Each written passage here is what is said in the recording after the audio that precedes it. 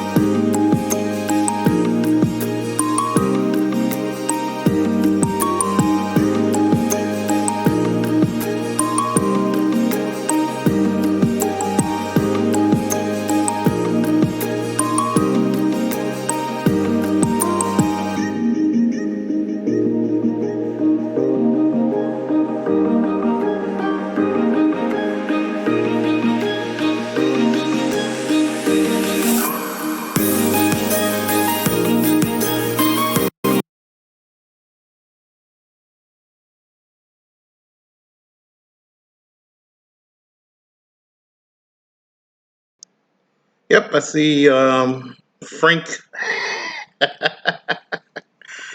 Frank is over here saying, "Hey, let's get this show started again."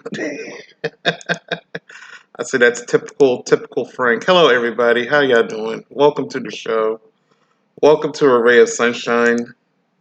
So good to see you guys in here.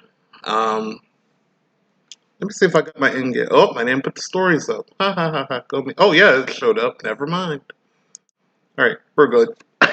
Over here setting up, and Frank's like, "Come on, man. Where's?" He says 8 o'clock. He's not shown on the screen yet, and it's 8:09. So I am here. Let's see. Yeah, it says 8 p.m., but I started at 8 p.m. Anyway, let's move on. So good that Frank's here. He's watching the Montreal. I think Montreal's leading Carolina right now, 2-1. That'll change. Frank gambled all and lost every one of his 5 points. Mawal's in here. Hey, Mawal, so good to see you. Thank you for stopping by. Hopefully, you're having a great Tuesday at work. um, it's so good to see him. Warrior Grandma was in here. I'm trying to find her comments. But so good to see Warrior Grandma in here. Thank you so much for being here. You're on time. You're on time. Just starting to stream out. And let's see. And Frank's complaining. uh, and I might, by the time I scroll down, probably I'll be caught up. Thank you for giving Mawal a, a shout out. Great Tuesday at work is an oxymoron. Uh oh. I don't know if that's a good thing or a bad thing, but And Frank gave Warrior Grandma a shout out. All right. So I caught up. I had to go through all of Frank's complaining and all of that. And we made it through the end there. So good. 2-2. Carolina scores. There you go. So see, Frank's getting what he wants. Uh, he wants Montreal to lose so badly. And they still have not invested in a horn to know when the period's going to end. They still got that siren. I don't know why. Anyway. So yeah, and yeah, give my wall a follow. He's doing Mario. I think Mario this month. So give Malwell a follow and check him out Thursday, Friday, Saturday, Sundays. Doing some Mario games this month. So check out um, my friend Malwell there. And Warrior Grandma, always a supporter of the show. So glad to see her in here. And yeah, and we also got a whole bunch of follows as well. Actually, an hour ago, Kazuki30 followed. Thank you, Frank, who unfollowed me and then followed me again by accident. I guess I'll say thank you to him. Ari Babari, saw her at Jim's broadcast Wednesday night. She used to be on Periscope. She used to be a broadcaster, so she followed me. Thank you so much. Edwin Mekabe, thank you so much. This is a funny name, Rob the Old Fart. He's from Jenny Bell's Music's broadcast. Jenny Bell, great artist. I thank him for the follow, and I think that's about it. The recent follows. So thank you guys, and I'm 16 followers away for 200 followers. So hopefully I'll get there. 16 more followers, and I'll be at 200. So hopefully I can get there soon. But I thank y'all so much for following and being in here every Tuesday or every week that I can broadcast. I know last week I broadcast Wednesday afternoon, but um, thank y'all so much for the support as always. And Frank is not going to unfollow. So anyway, let's go ahead and get with the stories for tonight. We got 6 positive stories, 3 positive videos. Videos tonight is going to come from Nick K, the spiritual monk that you might have seen on this program before. He's back, and I decided to do 2 videos on him. And also, we got quotes from a Danish theologist. Um, so those are videos for tonight for those 3. So stick around later on the show for that. But we got 6 stories to get through tonight. So if you guys are ready, we're going to go ahead in a blink of an eye go to our first story for this evening, guys. So, gotta love OBS here so much for zooming right into the stories. And Montreal scored, so 3-2. See, there might be a party in Montreal tonight for Frank. It's 3-2 Montreal, so he's gonna keep me informed of what's going on in the hockey games while I'm trying to figure out how I'm gonna control the story here. Here we go. So our first story for tonight, the public gave names to snowplows in Madison, Wisconsin, and they are hilarious. And this is for Andy Corbley of the Good News Network for February 27th of 2023. So, and all of our stories for tonight will be on the goodnewsnetwork.org. Make sure to check them out. Any stories that I do not bring here tonight will be on the website, so it's a great website to go to.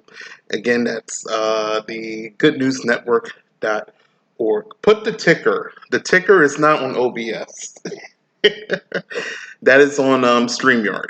So, I don't know. I'm trying to give StreamYard a break. Maybe if the OBS is working fine, probably the rest of the season, I might just go with OBS for the rest of the season. I know that's probably not a good thing. You know, I might not like with the comments not getting put up or the ticker, but I feel like now when I got the OBS back, I said I got to start working with it. So, so I don't know. Maybe next episode I'll probably put the ticker and the comments back up. We'll see. But anyway, if you guys are ready, this is our first story for this evening. Again, Madison Snowplow Naming Contest sees Sultimus Prime. Oh, that's one of the names. That's one of the names that I linked on there, but it has some crazy names in this story here. So if you guys are ready, let's go ahead and get started with story number 1 of 6 for tonight. here on A Ray of Sunshine. And remember to also to share your social medias and auto host this to your channels as we spread some positivity in 2023. I have to say that before I get started. All right, here we go. Let's get started, guys. As part of GNN's continuing coverage of city snowplow naming competitions, the results of Madison, Wisconsin's contest are in, and they are just hilarious. I got that. The city's chief salting truck will be named Saltimus Prime after receiving a total of 1,630 votes. A smaller, agile bike path plower will be named Snowy One Kenobi after receiving 1,910 votes. Seymour Pavement is to be the name of the city's loader plow, while the dual-wing plow truck will be dubbed Dolly Plowton. These are some good names, some weird names. It's a joy and a shame, as some of the other entries were genius. For Game of Thrones fans, it was a pity that the Salt Truck didn't receive enough votes for Brine of Tarth. Honorable mentions should certainly be given out for Kino Freeze, Albert Breinstein, and to the chemistry students who came up with Snodium Chloride. These are some clever names. In 2021, GNN reported of a similar contest in Scotland, which included winners like Euro Blizzard Harry, Bryanstone Plowboy, Spready Van Halen, Mary Queen of Salt, and On Her Majesty's Slippery Surface. Minnesota's DOT 2022 contest came up with some real zingers, the best of which most certainly must be Cleropatria. But Scoop, there it is, ain't bad either. So I think this is the video probably of the names from the Madison contest. So we're gonna go ahead and get started. I thought I would start the first story with a little bit of a good mood, a little bit of a laughter to start off the show. So here we go. And let me see. Okay, it's on. All right, here we go. All right, after thousands of votes, the results are in for the City of Madison Snowplow Equipment Naming Contest. The ranked choice voting led to names being chosen for 4 pieces of equipment. First up, the city's quad-axle brine truck will be named Saltimus Prime. Next, the MT7 trackless bike path plow will be named Snowy One Kenobi. The loader with plow and wing will be named Seymour Pavement, while the dual-wing plow truck will be dubbed Dolly Plowton. So there was a little bit of a snippet of the video there, but I thought I would start it off with a little bit of a little bit of a laughter. Saltimus Prime, how about that? And Dolly Plowton. And I know much of the country have not seen much snow. I know here we have not. Where I'm at, we have not. Um, just that one occurrence that I came home from work and it was just snowing, but it didn't accumulate to nothing. So nice to see a little bit of snow somewhere, and of course making the name of the trucks as well. So I thought I would start the show off with a little bit on a good note, a little bit of a laughter, I guess. It's creative names as well that the people came up with for their for their snowplows. So the public gave names to snowplows in Madison, Wisconsin, and they are hilarious. And this is from Andy Corbley of the Good News Network for February 27th of 2023. All right, let's go ahead and move on to our second story for tonight. And we're going to get into the adventures of science, as we're going to talk about batteries. In the second story for this evening, batteries 3D printed using layers of powder use 40% less material, charges in minutes, and recycles easier. And this is from the Good News Network by Andy Corbley for February 27th of 2023. So we talked about 3D homes. We talked about 3D, what else? Well, I think I might have talked about 3D cars. Just a lot of stuff that is in 3Ds. And then now we're going to talk about 3D printed batteries. So let's go ahead and get started with that. And again, it uses less material, it charges in minutes, and it recycles easier.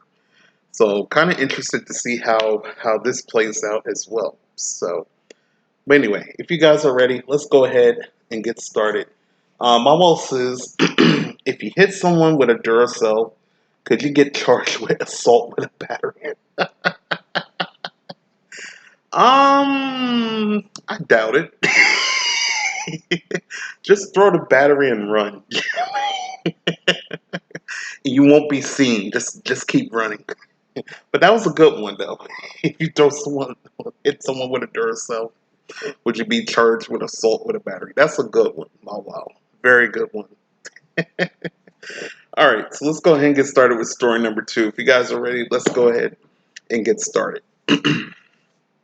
It seems like a new Silicon Valley startup could change the face of the battery industry forever by utilizing 3D printers to print solid-state batteries. Solid-state batteries have advantages over lithium-ion because they aren't flammable. They're more easily recycled, work in extreme cold, and have greater energy density. Those are some key advantages. Solid-state batteries have traditionally been difficult to machine manufacture, but by using 3D printing arrays filled with powder, SACU systems can make these batteries not only using 40% less material, but in almost any shape the customer might want. An electric bike could be powered by a battery that hugs a section of the central chassis, or a smartphone's battery could run all the way around the frame of a circuit board. These unorthodox shapes are just one of the many advantages that SACU believes they can offer. Quote, many people have bought cells in the lab, but they have not been able to scale, SACU CEO and founder Robert Bagheri told Fast Company. Our vision started with that scalability in mind. So continuing on, the array known as Kavan is much smaller than the traditional roll-to-roll battery manufacturing methods. And because the powder loaded into the 3D printers can be extremely precise, there's a 40% reduction in material usage, a huge cost savings over competitors. The batteries they print can be charged to 80% in just 15 minutes. Believe that. Charged at 80% in 15 minutes. Because they can be printed in any shape, all kinds of clever innovations are possible in all kinds of industries from e-mobility products to wearables and small devices. The company is even working with an aviation company that wants solid-state batteries for their aircraft with holes through the middle of it to help with heat management. Continuing on, SACU plans to sell micro factories composed of all their technologies in sections of 400 square feet, which can be used to make 100 megawatt hours of batteries in a year. Older equipment takes up 16,000 square feet and can only produce 2.5 megawatt hours per year. So it's amazing. Just to think about 3D printed batteries. And again, the story says solid state batteries have advantage over lithium iron because they are not flammable, which is good. They're more easily recycled. They work in extreme cold and have greater energy density.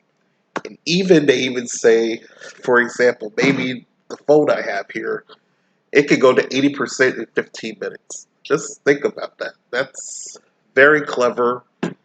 Very, very clever inventions. And who would have thought of that? It's by 3D printed battery. So, as I said before, with all these 3D printed stuff, seems like it could change stuff. We got houses. They're building houses that takes less effort, less time to build, and they're actually livable.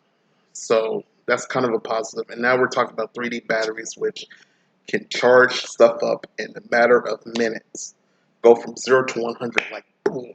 So very interesting, innovative stuff to read there. So maybe 3D batteries like 3D homes are in our future. So we will see about that. So batteries 3D printed using layers of powder use 40% less material, charge in minutes, and recycle easier. And this is from Andy Corbally of the Good News Network for February 27th of 2023. All right. As we move on to story number 3 of 6 tonight here on A Ray of Sunshine, might be a little bit of a fast-paced show tonight. We'll see. Not much stories tonight, and I know the videos will, depending on how long in length, not much in length. So might have a little bit of a fast-paced show tonight. We'll see about that. Tim's in here. Hey Tim, how you doing? Welcome. Welcome, Tim. So good to see you guys. Make sure to follow Tim and host of the Mental Health Hour with Gemma.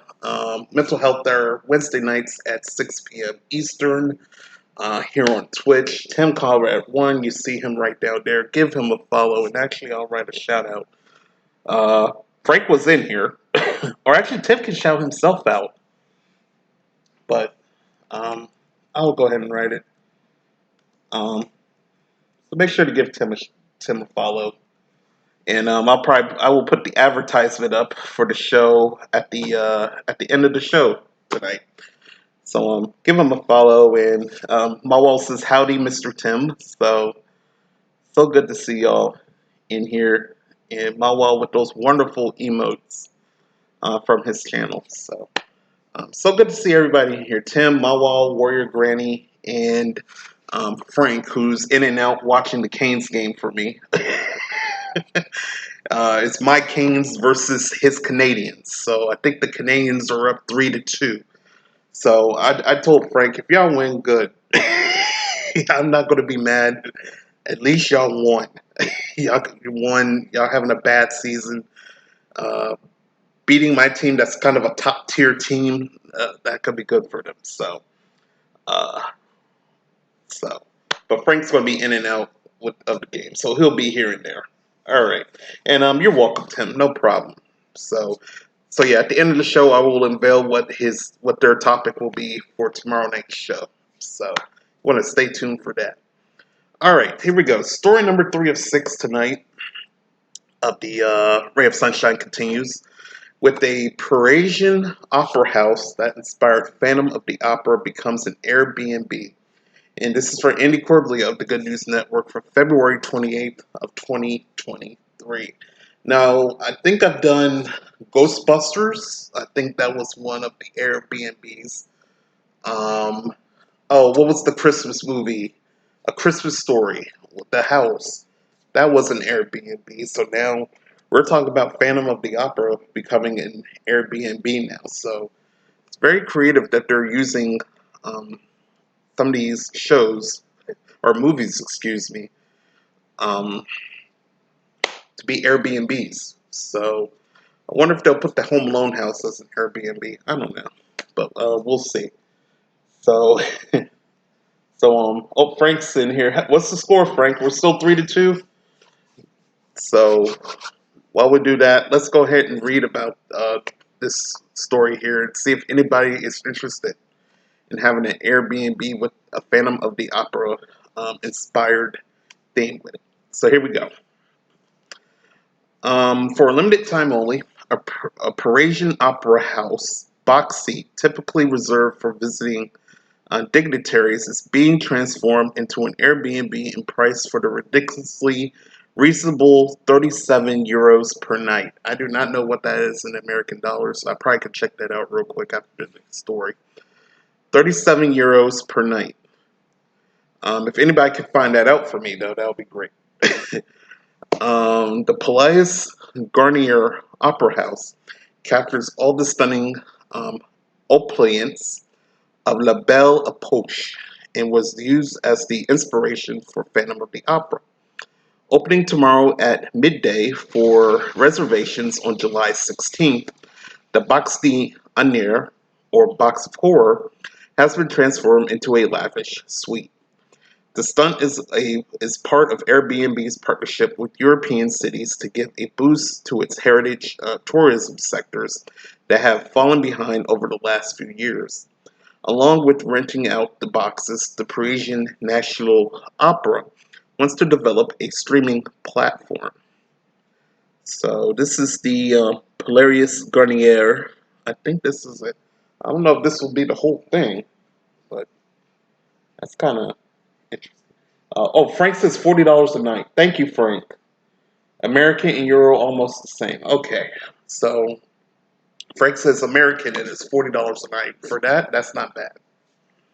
For $40 a night, I could look on Airbnb here in the States and see a whole bunch of stuff that not like that. That's higher than $40. So anyway, let's continue on with the story. Along with the one night stay in the Box of Honor, the ticket includes a tour of hidden areas in the Polaris, rarely seen by the public, including the opera's incredible private archives and famous underground lake featured in the Phantom of the Opera penny novel. It also includes a private ballet intonation with one of the Opera de Paris ballet dancers, an exclusive recital performed by the artists of the Paris Opera Academy, complete with champagne and hors d'oeuvres, dinner in the lavish Foyer de la Danse, a private and historic dancing rehearsal room behind the stage, used by dancers for warming up before a show, and a rooftop tour of the iconic opera building where guests will enjoy a picturesque moment with one of the best views of Paris. That's a lot to get for $40. I say take the deal. Continuing on, the Airbnb host is listed as Veronique Laroque, the great granddaughter of Gaston Laroque, who wrote the Phantom of the Opera penny novel first as a series of installments in the newspaper, based on stories and legends he had heard about the Palais Garnier. Quote, my great-grandfather's classic story has inspired so many people through the years, says Veronique Laroque in a statement from Airbnb. This is the perfect time to honor him and welcome fans to the famous setting of his much-loved novel for a once-in-a-lifetime stay. And I'll tell you what, for $40 a night, uh, somewhere in this building you get a suite, and this is your room, and you get all that stuff I just named. $40 a night, that's a steal. So so that's kind of cool to see that. And for anybody that has watched Phantom of the Opera, I might have definitely have heard of it, but have I watched it? I might have. It's probably been a while. So, but anybody that's a fan of it, there's an Airbnb now at the Parisian Opera House. Again, $40 a night, and includes a lot of things. So, and like I said, I went through Airbnb sites, and you can get a regular house, and it's like $100 here. So, $40 a night for there is a steal. So I will say that. Um, so anyway, so story 3, Parisian Opera House that inspired Phantom of the Opera becomes an Airbnb, and this is from Andy Corbley of the Good News Network for February 28th of 2023. Thank you for Frank. I'm seeing your Discord messages, man. Thank you for sharing them out, man. I do appreciate you. My Discord thing on this secondary screen's going off the hook. So he might be away from the screen. I don't know, but I'll make sure when he comments, I'll tell him thank you um, for doing that for me.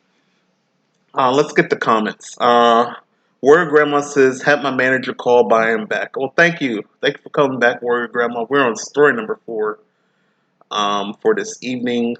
Let's see. $40 a night. Oh, Sharon's in here. Hey, Sharon. Shoot, I'm late. No, you're not. You're good. So good to see you, Sharon. Welcome to the show. Thank you so much for being here. I know you're probably on Randy's broadcast looking after Earl.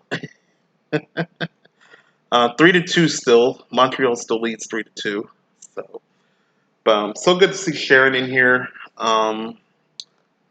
Actually, one of the mods I have promoted Sharon as a mod, and if Tim's still watching, I promoted Tim as a mod, being here for a while, and also I gave Jim the moderator as well. So did a little bit of promotions on the program. So 3 new mods again. Welcome Sharon, Tim. Tim's been here for a while, and Jim's been here for a while. That's the new mods for the program. Do appreciate you guys so much. All right. So oh whoop whoop, Cup of Joe's in here. Hey, so good to see you, Joe. Hopefully you're having a great Tuesday night as well. The legend himself has come into a ray of sunshine. Thank you so much. Hopefully you're having a good night over where you're at. All right, so story number 4 for this evening as we continue on. And since it's Twitch, most broadcasts are video games. I thought somewhat we also do some video game stories if I can find any. So story number 4, video games are not associated with harming brains of preteens, according to a new study. And this is for Andy Corbley of the Good News Network for March 1st of 2023. So we're going to take a look at this here. Again, video games are not associated with harming preteen brains. So we're going to get a dive into what they have found in this story here. And Cup of Joe is doing great. That's good. Me and Cup of Joe and Frank and others were in Randy's broadcast doing his little gambling stuff in there, and Cup of Joe won with a whole bunch of duels. So he's the duel champ of he got a commercial. So but while the commercial is playing, he did a lot of duels and on a duel winning streak over there. So kudos to him for winning a whole bunch of channel points on his broadcast there. And Frank, of course, will say rigged because I defeated Frank like 2 or 3 times before he won his duel. So anyway, so all right, and Cup of Joe's back. I was mentioning to everybody that you were winning those duels on Randy's channel and winning all the points and all of that. So and Frank called it rigged. So I think Frank wants a rematch over there whenever he gets the chance. All right, so let's get started with story number 4. And again, video games are not associated with harming preteen brains, according to a new study. So if you guys are ready, let's go ahead and get started. Showing that scientific work so often disproves intuitive rationalization. A recent study found that video games are not damaging children's brains, but also that games aimed at helping children build healthy brain skills don't actually work either. Researchers from the University of Houston claimed that despite parents' widespread fear, even spending 4.5 hours on a console like the PlayStation or Xbox doesn't impact kids' brain functions. The experts warned time spent gaming could take kids away from homework, but even that made very little impact on their brain skills versus their peers. Professor Ji Zhang, working on curriculum and instruction at the University of Houston's College of Education, said the study revealed no links between what video games were played, how long they were played for, and how well children performed on cognitive tests. Quote, "Our studies turned up no such links, regardless of how long the children played and what types of games they chose," said Dr. Zhang. The study results show parents probably don't have to worry so much about cognitive setbacks among video game loving children up to 5th grade. Reasonable amounts of video gaming should be okay, which will be delightful news for the kids. Just keep an eye out for excessive behavior. At least now we understand that finding balance in childhood development is the key, and there's no need for us to over-worry about video games. The study published in the Journal of Media Psychology examined the gaming habits of 160 diverse urban public school preteen students, 70% of whom were from lower-income households. Until now, the age group has been understudied. Continuing on, participating students reported playing video games an average of 2.5 hours a day, with the heaviest games racking up 4.5 hours. Researchers looked for a link between gaming and how they performed on standardized Cognitive Ability Test 7, similar to Canadian CCAT, both of which evaluate verbal, quantitative, and nonverbal or spital skills. Neither play duration nor the choice of video game affect the scores, while a slight deficit was found among children who played games instead of doing homework. Continuing on, screen time, however, and video gaming are not equal in the ambivalent effects on cognitive ability.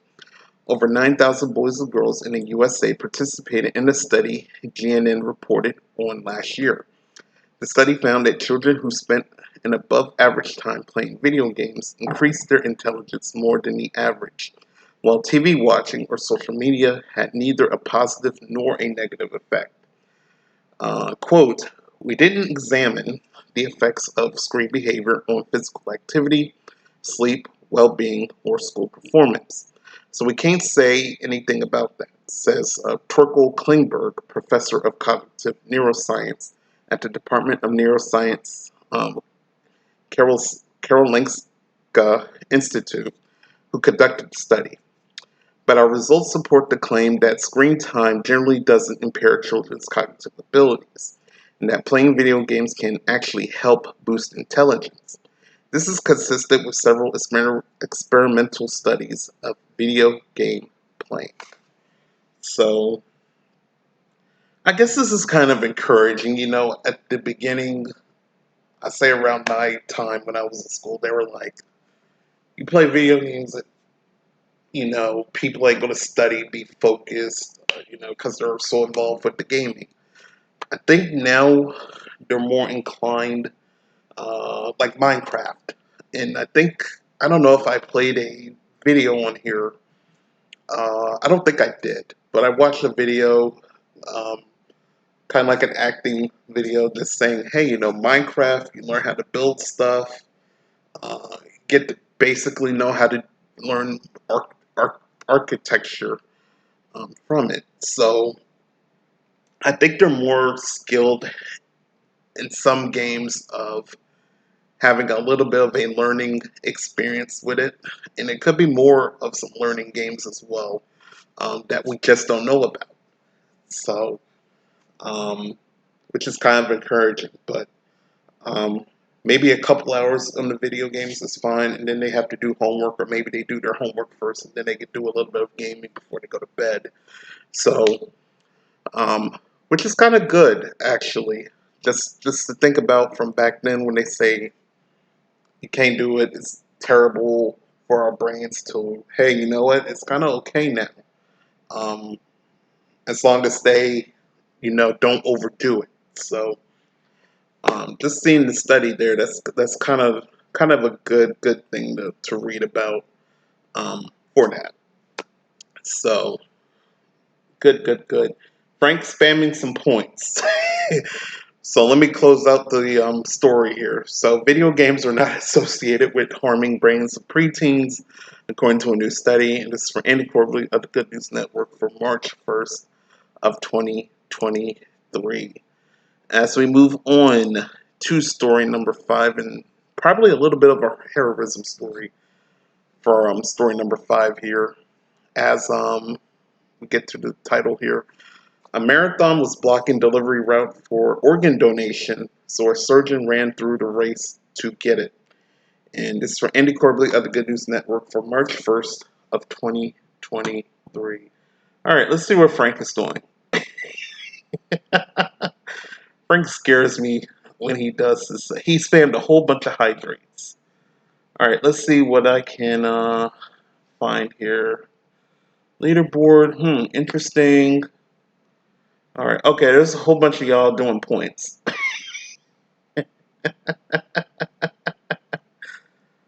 All right, here we go. Okay, Frank said it was rigged. Frank says Cup of Joe beat me like 7 times before I won one. True. And Sharon's in here. I don't know if she heard me say hello, but so good to see you here, Sharon. Warrior Grandma says, I was wondering what that all was. Oh, probably about the points and stuff. That's probably what, I don't know if that's what I was talking about. Frank wants a rematch. Yes, never happened to me. I was always losing. Frank wants a leaderboard. He got it. All right, let's come on down here. Cup of Joe gambled, then he won. So he's winning over here too. Frank has 10 points. This is funny. Sharon was interested in the video game. Yeah, I thought so too. I was like, yeah, they always say video games is not good, but just to think about it though, some of the games that they create now, I think it's more education wise. We won't don't think about it, but say like a Minecraft, for example, like building stuff. Um, Kind of you can think about more of an educational thing for that. Uh, let's see. Warrior Grandma says I can say playing PUBG and learning it helped my brain and it had been damaged by a medication. See, I know you and Randy and even Cup of Joe plays PUBG. See, PUBG is a good game. I actually downloaded it last week and I was like, okay, what is this PUBG? So I'm still trying to figure it out. But it's kind of a good game. I'll say PUBG is a good game, but I have to figure everything out on it. Sharon says though, so that's why my son makes A's and B's. He does great in school. See, the video games probably more. It's more. I think it's more educational. Get more of a educational advance or more of a cognitive advance than back then. So the video game people are kind of smart, knowing the bad rep they're getting and now how much they're getting more into like saying, hey, let's not, try not to make the game too bad, but also have a little aspect of learning or something for the brain with it. Um, so that's there you go. 3-2 after two. Frank has redeemed his jumping jacks. I'll get to that in a minute.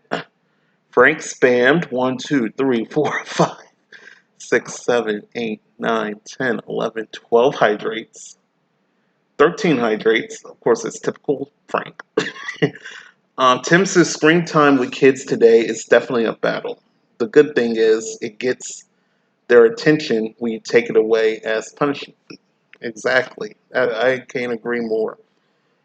It is a battle for screen time. And again, video games or a popular show they want to watch, but when punishment comes, then and you say, "Hey, no TV or no games," then that's ouch. Sorry, that's what gets them. It didn't hurt that much, but I hit my hand. But that's a good one, Tim. I like that. Um, let's see. Because he's stream. Yeah, Frank. Because I'm streaming. I'm giving this story. All right. So not me. I need Frank needs points. Frank, earn your points. If you send me your account number in PUBG, I will add you. I sure will, Warrior Grandma. Frank will be sending you to the bathroom with all that water. No, he won't. He's not going to do it. All right, I caught up. All right. He won't. I can get this, add another water. End the stream. I'll be using the bathroom. I'm good. However, or I could take my time. He did spam, 12 hydrates. So, and a jumping jacks. So, 1, 2, and a 3. I think I'm gonna do the jumping jacks when we transition from stories to videos. So I'll save the jumping jacks for then. All right, let's continue on with the stories. Where are we on? Story number 5. And again, I did set this up. So again, a marathon was blocking delivery route for organ donations. So a surgeon ran through the race to get it. And again, this is for Andy Corbley of the Good News Network for March 1st of 2023. So if you guys are ready, let's go ahead and hear about this incredible story here.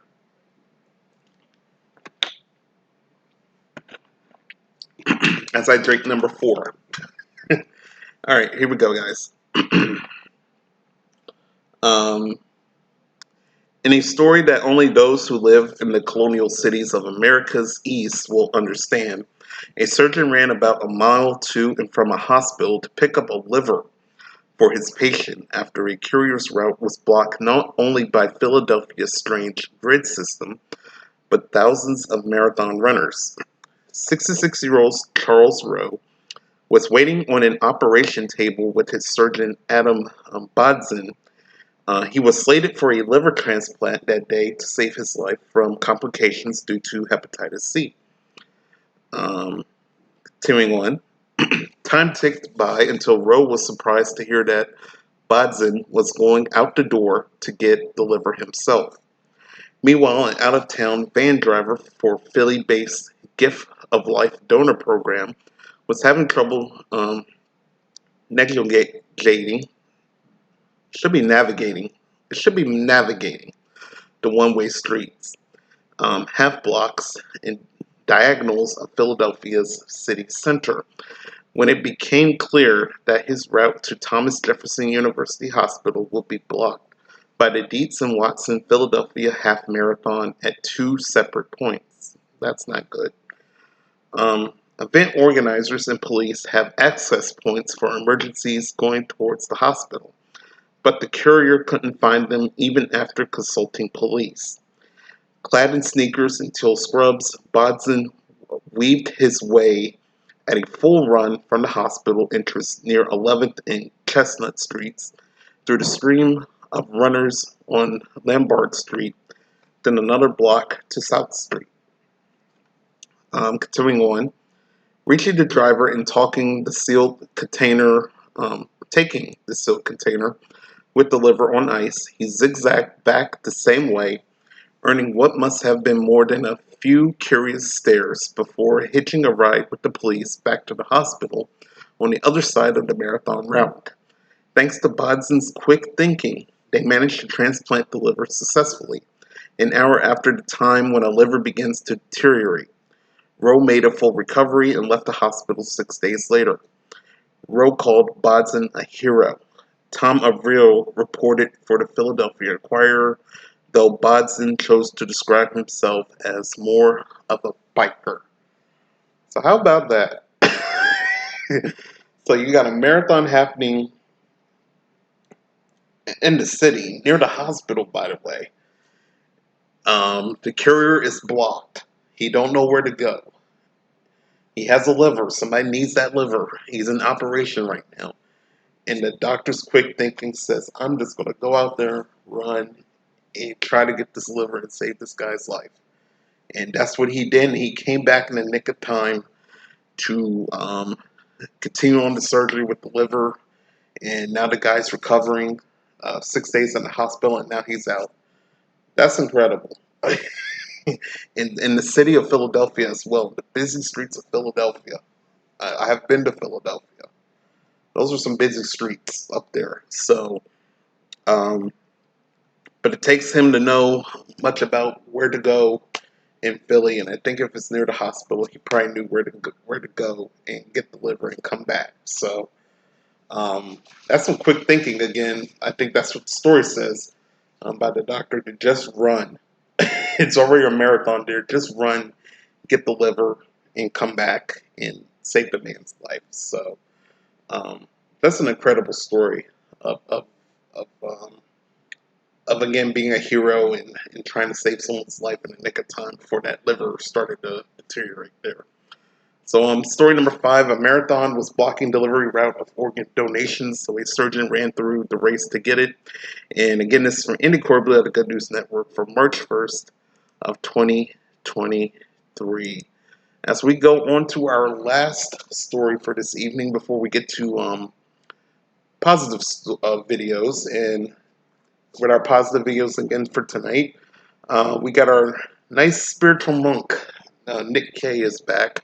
And we got 2 videos from him and also quotes for this evening. So stay tuned for that. That's part of Positive Videos, as well as in between the Switch for Stories videos. I will grant Frank his 10 jumping jacks. As well, trying to drink the bottle of water as well. So stay tuned for that.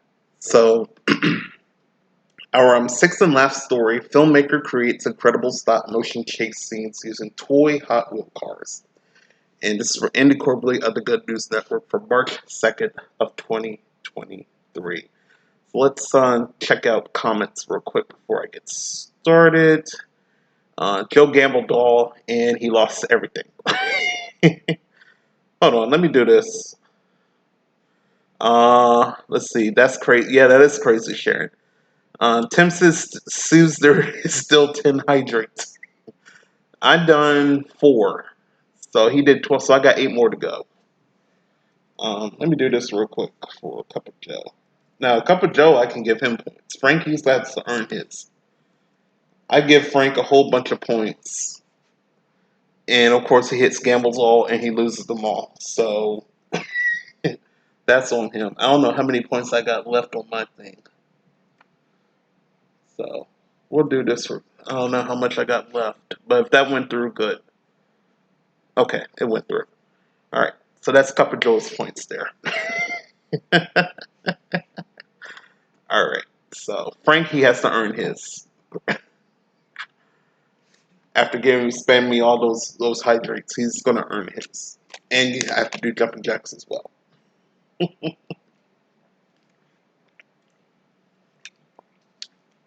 So that's 6. I'm halfway, and I gotta get another bottle of water to complete it. So, which is fine. All right. So anyway, again, our last story for this evening before we go to videos: filmmaker creates incredible stop motion chase scenes using toy Hot Wheel cars. So, if you guys are ready, let's go ahead and take a look at this creation that we're about to see on video here in a minute. You're welcome, You're welcome, Joe. Frank can do jumping jacks for points. Sharon, I'm about to create something for Frank soon. Stay tuned. I'm not kidding. I thought about that a day or two ago. So, stay tuned. All right, here we go. Last story for this evening before we go to videos. A home filmmaker has created incredible stop-motion miniature chase scenes using Hot Wheel toy cars. Director and producer Paul Greer spent 6 months creating his first stop-motion film in 2013. Stop-motion films are made by taking an image of a scene before slightly changing the position of the models and snapping another image, which creates the sense of movement. In his first film, Paul built a custom camera rig and used an iPhone to record the scenes. Quote, I was walking through a Waitrose and I saw some toy cars and I thought I should do something with this. He enlisted the help of 4 friends, spent up to 6 hours a day working on the project. The process proved grueling and only produced about between 5 and 10 seconds of footage for a day's work. After 6 months and more than 1,000 hours of work, Nitro Warriors was born. The film proved to be very successful. Paul was contacted by the French video sharing technology platform Dailymotion to create a sequel. I have heard of Dailymotion. Soon after, Hot Wheels also reached out to him and asked him to create an advert for their toys. Paul has now created over 10 films and founded a stop-motion studio called Vanguard Pictures. Quote, I take breaks from my regular career to work on this and work solely on this, says Greer. It's so all-encompassing that you need to dedicate yourself to it completely.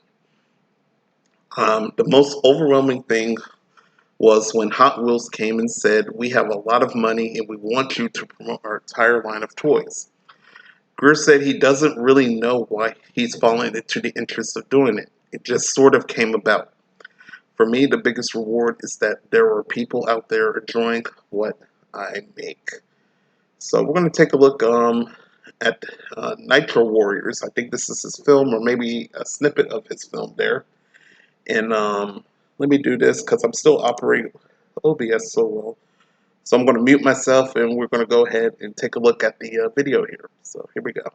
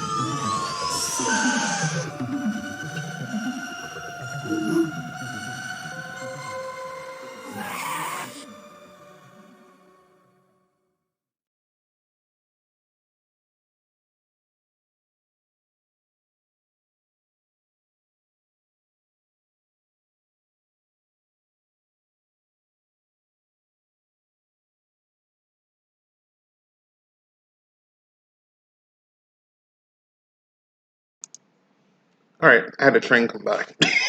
So I don't know if y'all still hear the horn or not, but um, before we get to that, um, Potter Pedro, thank you so much for the follow. Really do appreciate you. And I did mention about followages earlier today, and I was like, at the beginning, I was like, I'm 16 away, so now I'm 15 away. Um, 15 away from 200. So thank you so much, so much. And A shout out from Mauricio. Who did that? Who did? Oh, wait a minute. I know who did that. Never mind. I got you, Tim. Sharon says out of Hot Wheels. That is neat. That is very neat. That was a good video, by the way. So I said, wait, Mauricio's in here? Then I thought, oh, Tim. Tim misses Mauricio. So hopefully he'll be on Jim's broadcast Wednesday night. But anyway, so that was a very incredible video, though, that we saw there of the Nitro Warriors. And again, this is from um, a filmmaker, Paul Greer here.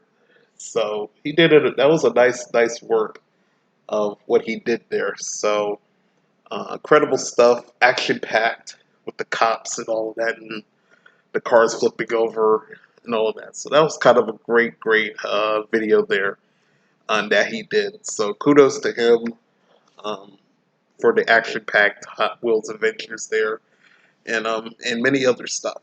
So kudos to him. So our last story for this evening, before we get to videos here, a filmmaker creates incredible stop-motion chase scenes using toy Hot Wheel cars. And this is for Andy Corbley of the Good News Network for March 2nd of 2023. As we get ready to go to positive videos for this evening. And I'm going to go ahead and set this up real quick before I do my jumping jacks to fulfill Frank's thing here. Let me mute this real quick. Okay. So, we'll do that. I did do a preview of the video there. We're going to move back to zeros on that one. Okay. So we're good. Okay. So, Nick K, if you have not seen him before on this program, I did a few videos on him, started last year, and he provides some motivation for us, for our inner self, and he's very good at speaking clearly on stuff that to help us mentally and spiritually, for ourself. And I know last week or the week prior, I did something about self love. So we can relate that he is kind of in that category with helping us with self love and helping us better ourselves. So tonight we're going to do two videos from him. The first one he titled "What Are You Really Made Of?" And in this one, um, he's kind of saying, hey, we can be one face here, but our true self is on another side right here. So it's differentiating from, hey, we want to be this, but inside, you really want to be this. This is who you are. So just to kind of sum up what this video could be about, he's going to do like 3 points to about being ourselves and all of that. Just a lot that's going to be in this video here for the first go round. So I'm going to go ahead and let him talk about that, and then the second video he's going to talk about happiness and the negativity, the one main negativity from it. So and also before that, let me get to the jumping jacks before I get started, so Frank will know that I have done it. So let's change back to chat real quick. So we're going to change back to this real quick. Get this out the way. All right, here we go. All right. Oops. There we go. Hands. All right. 4, 6, 7, 8, 9, 10. Frank got it.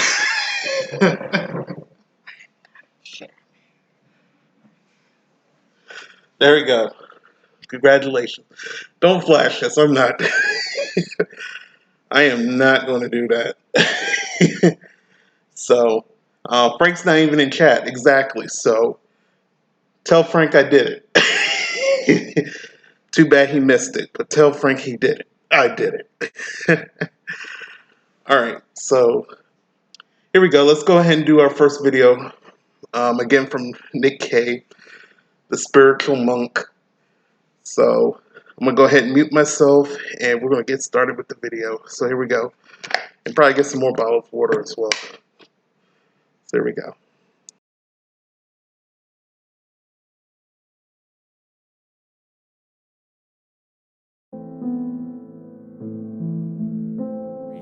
Good evening, everyone. I'm here from the Los Angeles area.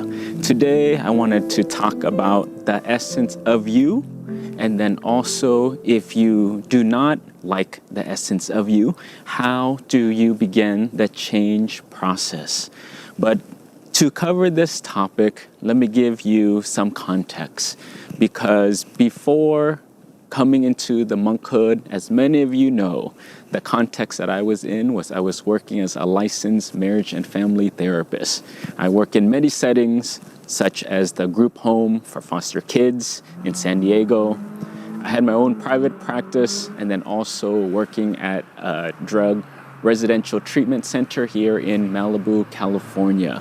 But this is an exercise that I did with my clients in a group setting, and I found that it to be so helpful and also so powerful. So if you want to, feel free to follow along. So in the therapy session, for us, we have many opportunities to do individual work, we do family work, but also a powerful opportunity is to do that group work. In these intimate settings, we have about 6 clients all the way to about 10 clients. And this particular exercise, I wanted to teach the clients, how do you access and how do you assess yourself clearly? And like I said, then how do we start that change process?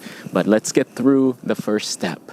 And one of the things that I like to work on with especially teenagers is to use Play-Doh. And Play-Doh, I find, is something that is engaging, it's exciting. Also, the clients seem to resonate with it so much. And especially for some clients, it's hard for them to access their emotions. Many people just know happy, sad, and that's it. But for us is we try to get them to understand deeper parts of themselves, to learn a language where they can communicate their experience in this present moment. And I find that when we give these clients Play-Doh and they're molding it and they're talking to us, it accesses unconscious part of themselves. It also makes them more calm, and it helps them to connect both mind and body, so as we're talking. But this exercise, and you can just imagine it along with me. Typically, I'll bring out boxes of Play-Doh. I would have the clients pick their favorite color, and in this exercise is to shape you as accurately as possible in this moment using this Play-Doh. So the clients would take out the Play-Doh, they would start to shape it and mold it. I give them about 10 to 15 minutes, and we have the music on in the background. And again, light, easy exercise, but in this moment, present moment, if you can mold it to reflect you currently. So, like I said, everyone takes that time. Once everyone is done, then we just put it on the side. The next thing that I do with them is I bring out a basket of fruit, so an assortment of fruits that they can choose from. And then also we bring out a juicer machine. And this exercise goes as follows. And for me, I would have a volunteer. I need someone to come up, and we're gonna do this exercise together. And the first part, the first step is pick a fruit in the basket. And the client will pick one up, and we would ask them, what is this fruit? And as a group, they would respond, this is an orange. Okay, are you sure? So for them, they're like, of course it's an orange. Okay, so for us, we cut it up, and then just to prove, is this an orange? And everyone can agree. And I asked them, if we were to juice this thing you called an orange, what comes out of it? And everyone yells out, it's orange juice. Okay, sure.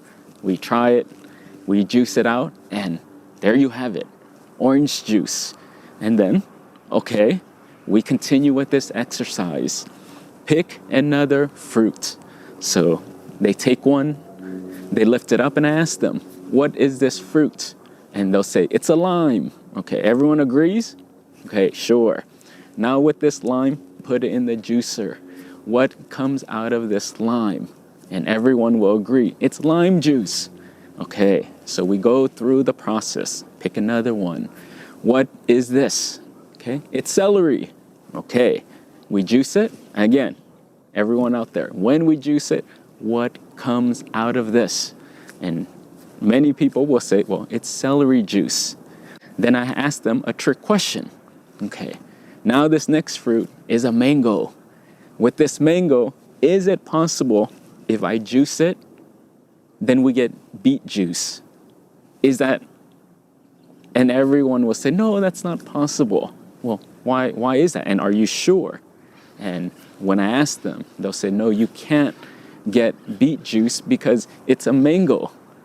That's not how it works, and what comes out of it is what it is. Okay, now let's get to the next step and put this all away, and let's bring out, remember the Play-Doh. Imagine we put you into this juicer and we juice it. What comes out of it? Is it anger? Is it fear? Is it resentment? Is it judgment? Is it being critical? What about loneliness and lack of self-worth, lack of confidence? Is this what comes out of you? Or if you were to juice you now, does it come out happiness, joy, peace, calm, motivation, drive, hopefulness? What comes out of you? And again, the same thing. If you were to squeeze you, whatever you are in this moment and the essence of you is exactly what will come out. And many people now are trying to disguise it. With this kind of stuff, just like the fruit, you can't fake the funk. You can pretend, but again, the essence of it, if we were to squeeze you, is exactly what's inside of you. Nowadays, people are trying to portray how they feel that does not match what is actually inside. How do we see that, or how is it displayed? Well, look around. Look at how we can sometimes disguise and display ourselves through clothing and through fashion, because it communicates a sense of status, it communicates a sense of well-being, it communicates many things, okay? Other ways people will try to display who they are or the essence of them is with accessories. You see hip things, you see luxurious things, but many different types of accessories.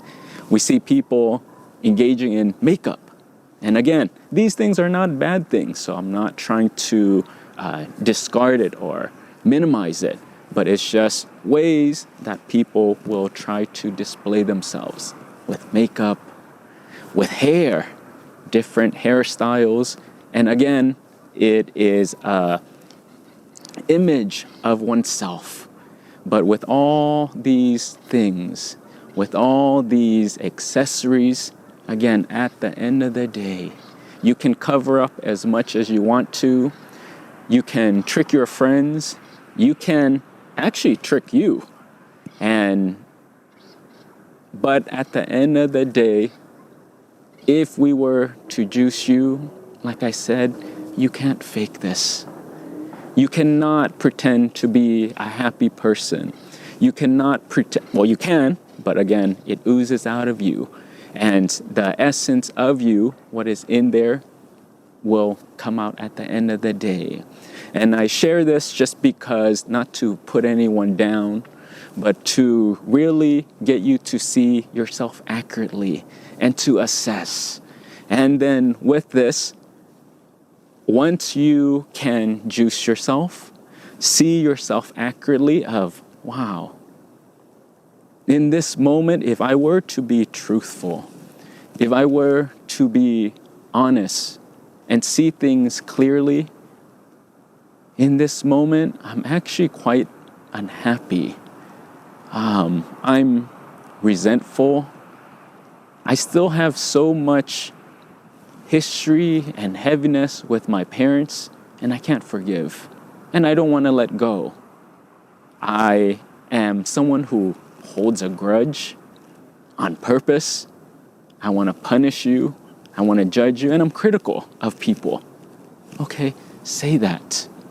Own that and honor it. And then when you can see yourself accurately, then we can do something about it. I wanted to share this not to make you feel bad or to have you beat yourself up, but no, if you're in a space where this is actually what comes out of you and you don't like it, now look at it from the lens of wisdom. Now use it as an opportunity for change and growth. And instead of trying to change your outside world to reflect an inner world, why don't we do the opposite? And the opposite is that we change the inner worlds. We change the essence of us. We change that core and the deeper part of us, and then the outside worlds will follow. And the next part is I want to give you steps for those who are wanting to go inside. This is 3 pillars that can be so helpful for you. And I wish I knew this information, because as I was going through my transformation process, I didn't know how to change. I knew the way my life was. It wasn't where I wanted to be, but I didn't know the steps. So then, of course, like most people, I would go to the outside world. I would use activities. I would use external things like what I just described. Putting on success, putting on these accessories, but at the end of the day, my inside was still the same. So now, going back to what do we do and what is the system that we can use? So these 3 pillars in Buddhism that can start to change your inner world. Again, not religious, but just tools that are helpful for you to cultivate the mind, brightness of mind. And the first part is giving. Find ways to give. Giving and generosity can be through resources.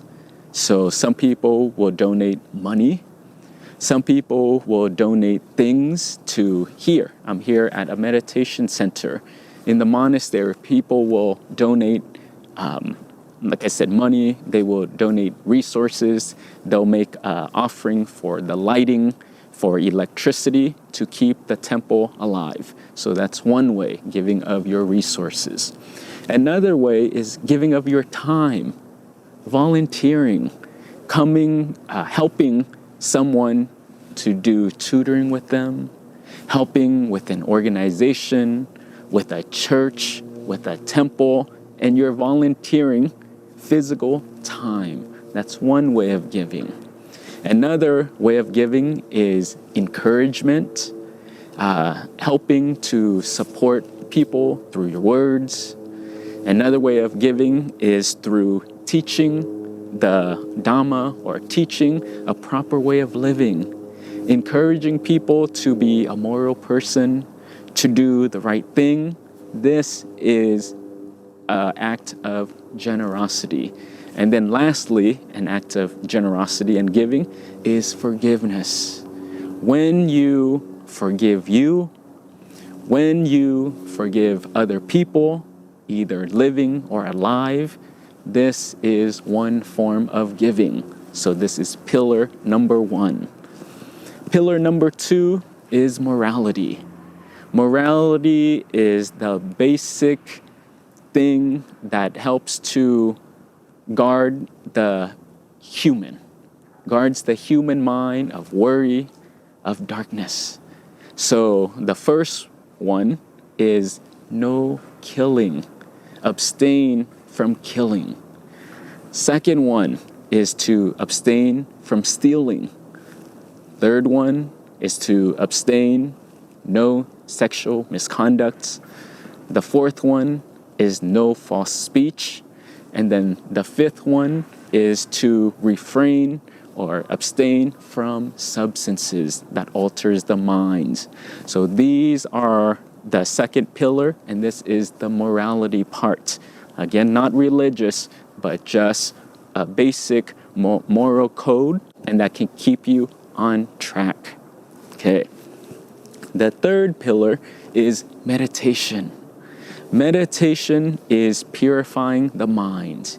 You can do walking meditation, you can do sitting meditation, but through this act of bringing yourself back here, you start to purify the mind.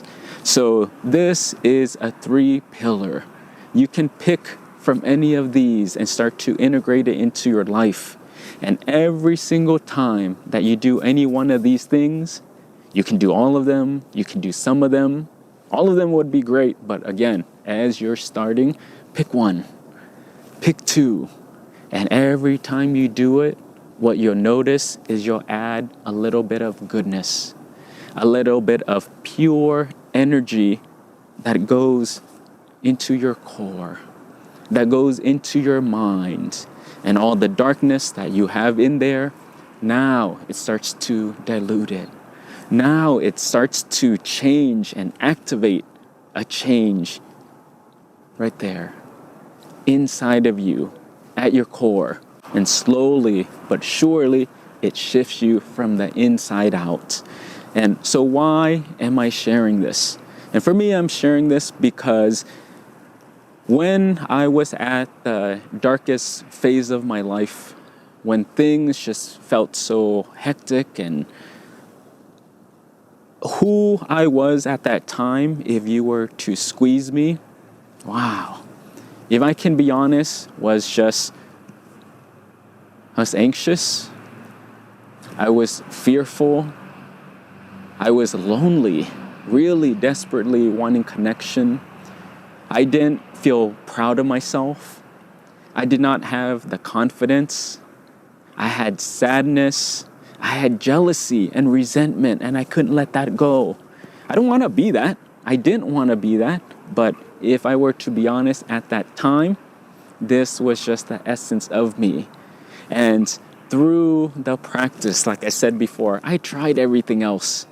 But at the end of the day, it didn't change my inside until I was told of these 3 pillars.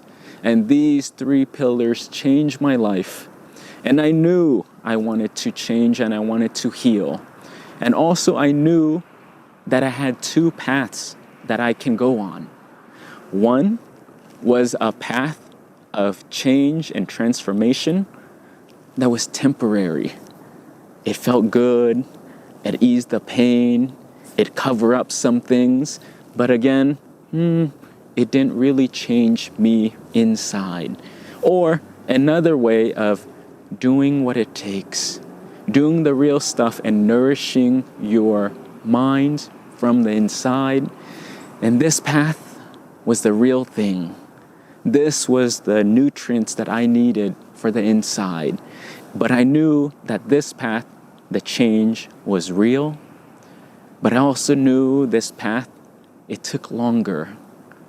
I didn't know how long it would take. I knew it would be hard. I knew it would be lonely. I knew it would be challenging and it would take time. But with these 2 options weighing on me, I said, I want to change for reals. I want to be that person not to act happy, not to be kind, not to pretend or display an image of me, but actually, wow, if you were to squeeze me in this moment, what comes out of it is happiness and joy. And it took me, like I said, so many years, over a decade, and practicing every single day. I would do meditation. Every single day I would give, after my meditation, I would give $1. I would put it in a cabinet. I would make a wish and resolutions for myself. Every single day, then I would do an act of generosity and help others, encourage others. I did this over and over and over. Some days I would question, is this working? Or is this not working? But again, I just kept going and I trust the process. Put my head down and go and go and go. And the spiritual path eventually took me into the monastery. And again, I did the same thing, but on a deeper, more intense level of keep doing these 3 pillars, taking care of my morality, taking care of my meditation, and also practicing generosity. And with time now, in this moment, I can genuinely say that, not to brag or anything, but in this moment, from where I was before, now, if you were to squeeze me, what comes out of it, or what comes out of me, really is joy. And I feel peaceful, and I feel hopeful, I feel alive, I feel positive, I feel motivated and driven and with purpose. But it took a very long time. But I just share this because hopefully this can be an inspiration for someone that there is light at the end of the tunnel. If you were to ask me back then, can I really change the core and essence of me and really be happy? No, no, not even close. It was like night and day. But now, through the practice, I can say that the process is correct. So hopefully this is one system for anyone who is wanting to change themselves from the inside out, to give it a try. Hopefully it will work for you, and just test it out and see how it turns out for you. So the last thing I want to leave you with is a homework assignment. For those who need some hand holding and some guidance and an activity that can move you forward, is after watching this video, something practical that you can do is 1, take this moment or take time to reflect and contemplate. If you were to juice yourself today, this present moment, what comes out of you? And take out a journal and write these things down. Do not beat yourself up. Do not judge you, but see yourself accurately. It's a teachable moment. It's a learning moment. And this is something that can serve you. Again, be very kind and gentle and see yourself clearly. See yourself accurately. That's step number 1. Step number 2, then pick something of the list that I described to you of the 3 pillars. Start to integrate it every single day. And like a flower, every single day you're watering this flower. Every single day you're giving it nutrients. Every single day you're giving it sunlight. And if you can do that, take this time to continue to nourish you genuinely, you'll hopefully notice that something inside of you starts to shift. And your mind can become more bright and happy, and eventually you can grow and evolve into the fullest version of yourself. But it's getting dark, so this is something I wanted to share, and I hope this is helpful. So as always, sending you my greetings all the way from the Los Angeles area, and hope you all are doing well, and sending you all my blessings. Satu.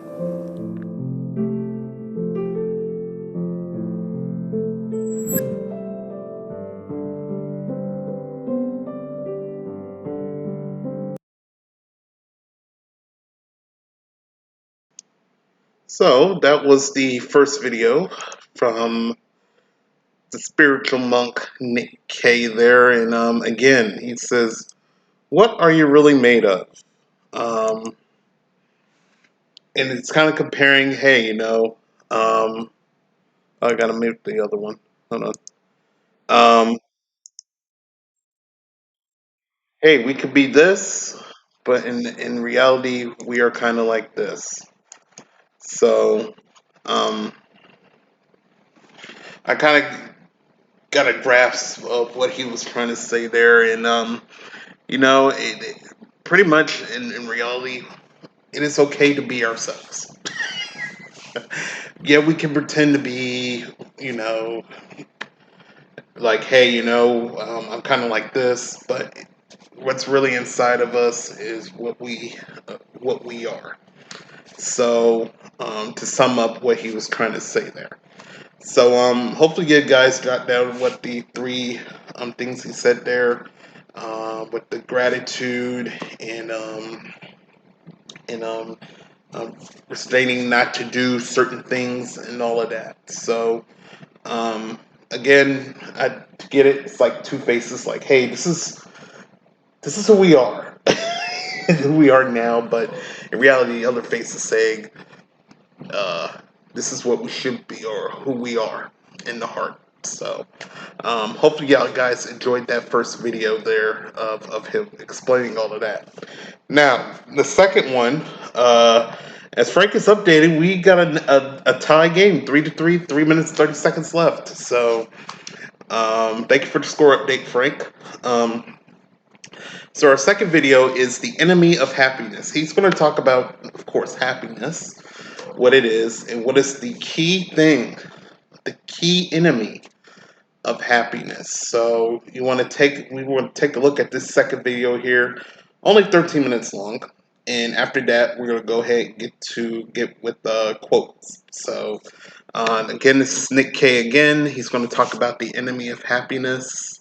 What is happiness? What is the enemy of happiness? And of course, his roundup of why he is explaining the topic. So, which I kind of like at the end, he explains why he is discussing the topic, which is kind of cool. So, let's go ahead and get started with the second video of three of positive videos. So, here we go. I'm going to go ahead and mute myself and get the video started.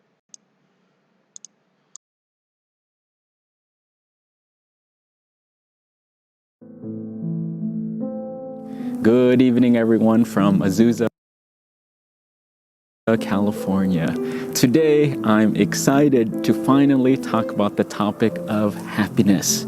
So many people are wanting this. People are taking the steps to achieve this, and with the new year, this is where the focus is. But in this video, for me, I wanted to talk about what is keeping us away from happiness, but I wanted to share an angle that I feel that is not discussed out there. But with that, let's just get right into it.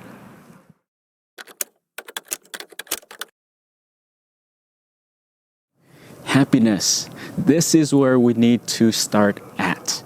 How do you actually achieve it? And there are many ways, but for me, I'll just introduce this concept.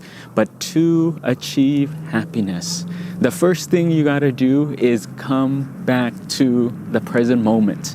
Because where are people currently? And for most people, is they're either living in two places. One is you're living in the future. The future is what's gonna happen later.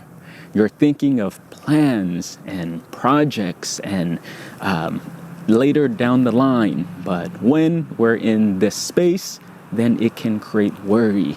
It can create anxiety and fear. And if you're not in this space, then most people are living in the past. We have Throwback Thursdays. We have many different things that keep us there. And some of us are stuck in our traumas. Some of us are stuck in our stories and the events that happen, or we're trying to relive the best years of our lives in the past. But then by staying there, emotions can arise as well. So whichever spectrum that you're on, whether you're living in the future, whether you're living in the past, that means you're not here. And if you're not here, then your mind is also not here, and the chance of finding happiness will decrease. So first step is come back here. The second step is contentment. And when you're in this moment, we gotta be content. And contentment means a feeling of, or a state of happiness, or a state of satisfaction. Means in this moment, if you're single, if you're married, if you're in a relationship, not in a relationship, if you're rich or if you're poor, if you have this or you don't have this, it doesn't matter. But in this moment, you can be satisfied. And what we find is that when you are content, meaning that you don't need any more, this present moment, what is happening to you right now, is enough. And this is contentment. This is satisfaction. The third part is, how do you cultivate this contentment? And the way you cultivate it is introduce gratitude. If you can, then there are so many practices, and we'll go in more depth in another video, but there are practices like journaling, reflecting, taking the time to think of, oh, what do I actually have at this moment? What is in my life that I have now? But if you can have those kind of practices, you will start to cultivate the sense of gratitude that this moment, that this life, that my situation, it is great. So then this kind of wraps up of how we can be happy. Again, come back to the present moment, to develop contentment, which is satisfaction, by cultivating more gratitude. And many of you out there are already doing this. And if you are, please keep it up. Develop this gratitude practice. Then the next question that I want to take us into is, even though you're practicing these gratitude practices, then why are you not happy? What is missing? And this is the heart of the video that I wanted to share. And for me is, that's only one part of the equation. The second part that many people are missing and not taking a look at is, we need to explore, well, what is keeping you away from happiness? What is keeping you away from satisfaction, gratitude, and contentment? And the answer is greed.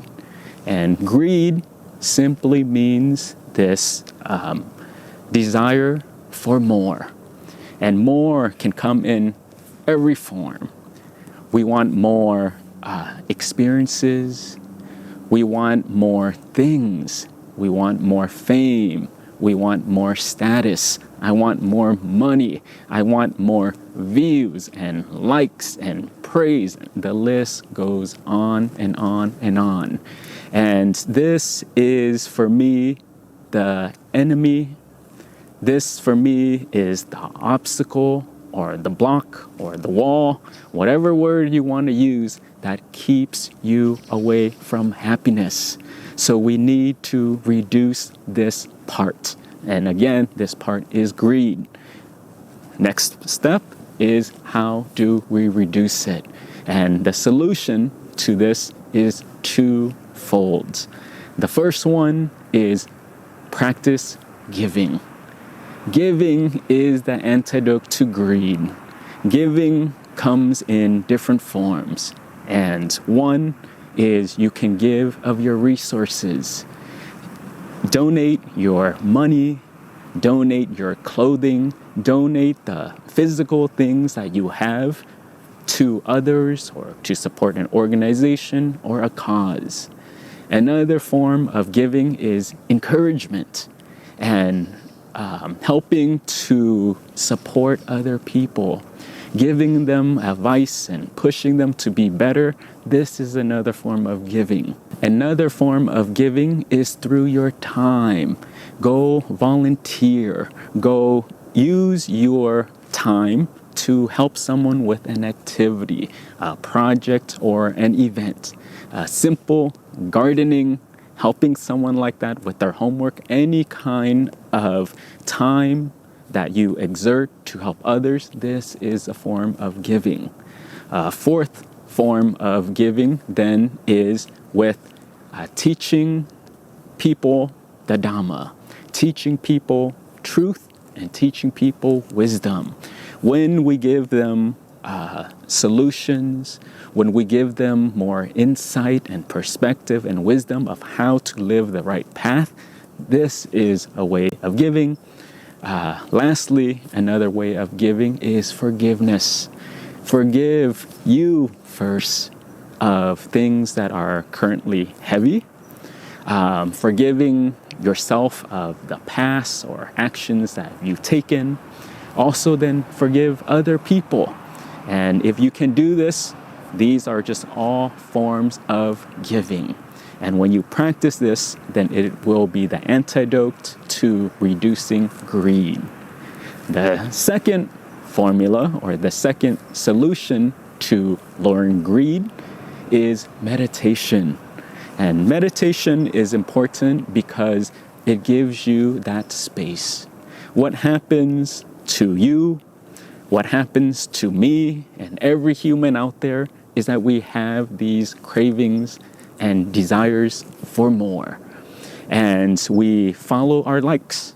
If we have things that we enjoy, it brings us pleasure, then we want more of that. And when we want more of that, then we start to act on it. And we follow through our speech, through our thoughts, and also through our actions. And where so many people get in trouble now is really because we don't have that space. And when you don't have that space, what that translates to is you're impulsive. You're impulsive means you just act like a robot. No consciousness, no pause, or no gap. But by having a meditation practice, then what you're doing is you're slowing that down.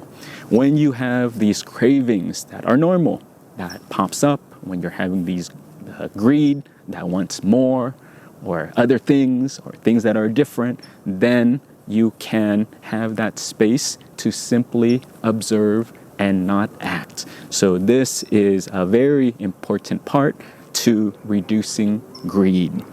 So then now let's recap. For those who are wanting to be happy, you need several things. One is you need to cultivate the being in the present moment and being grateful.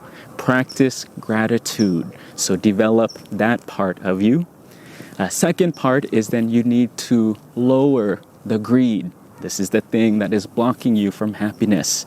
You do that by giving of those things that we talked about earlier.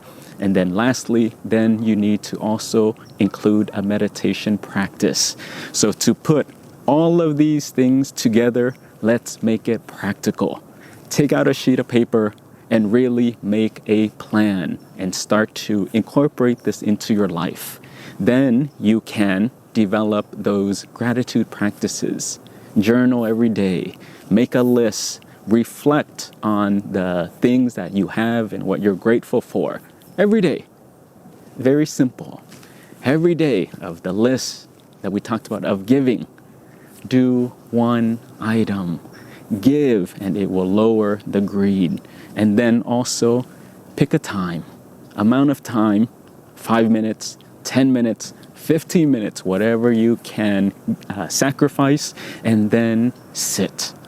Sit and practice. And if you do these 3 things, your life will start to change. And for me is wrapping everything back up again is that if we only focus on gratitude, that's only one part and it's not going to take you deep enough. You need to focus on the obstacle that is getting in the way of your happiness also.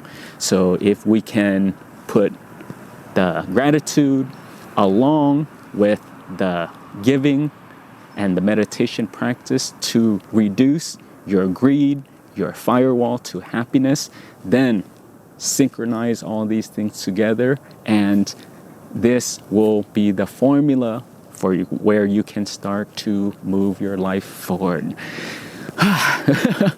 So this is a big topic, and we'll break it down even more later.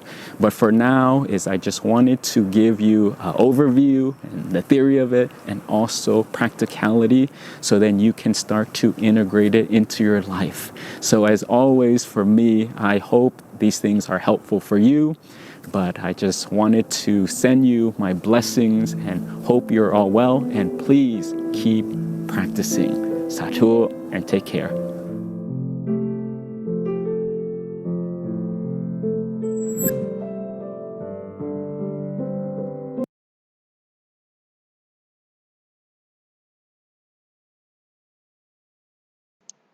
All right, so that was Mr. Nick again, Nick K with the enemy of happiness, and I feel like just hearing that is just straightforward.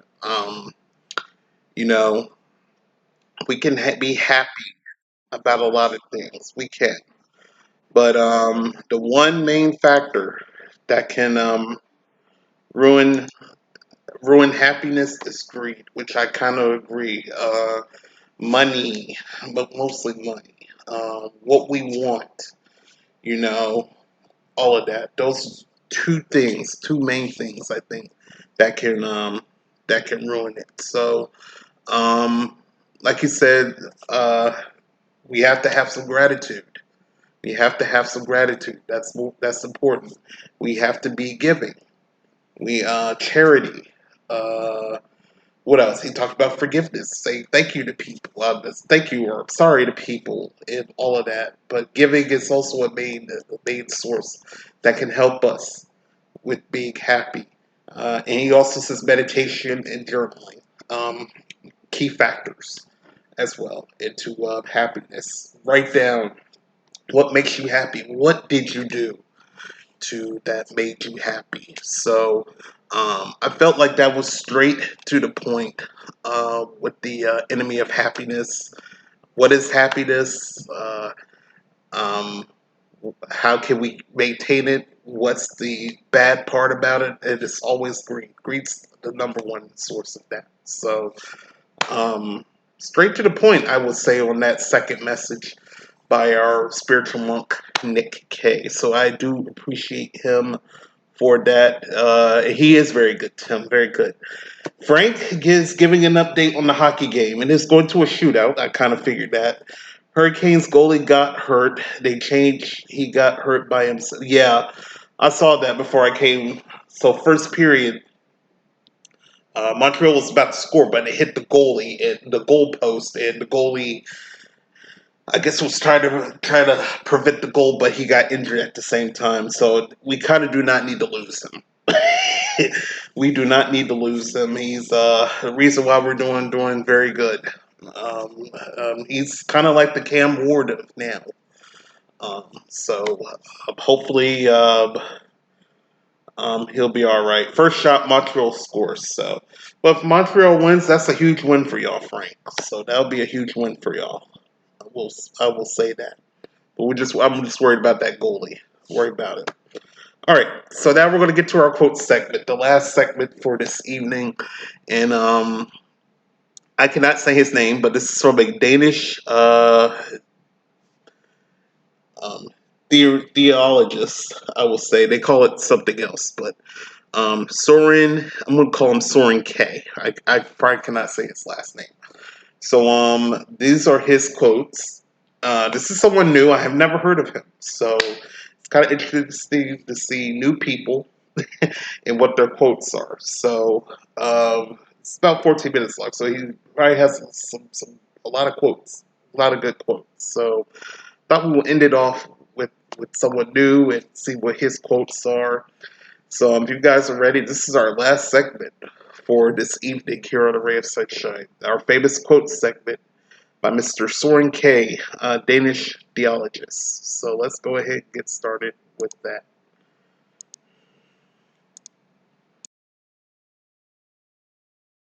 Present tense of hope. It is not the path which is the difficulty.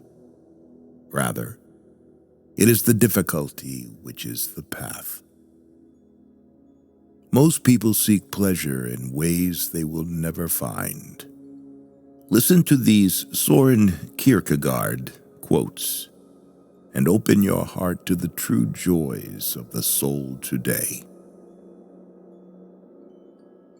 Life can only be understood backwards, but it must be lived forwards.